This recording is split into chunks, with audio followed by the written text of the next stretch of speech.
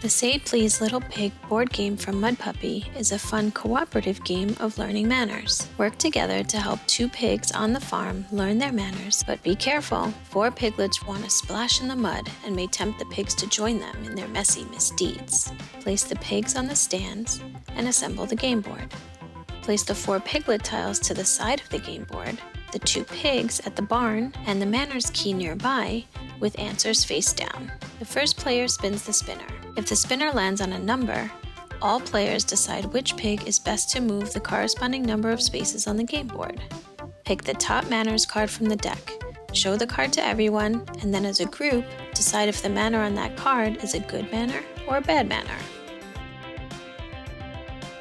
Blue ribbon, move the pig forward 1 space on the game board. Players successfully move the 2 pigs across the game board to the county fair. Before all 4 piglets land in the mud pit, the players win. Either way, congratulate all players on a good game.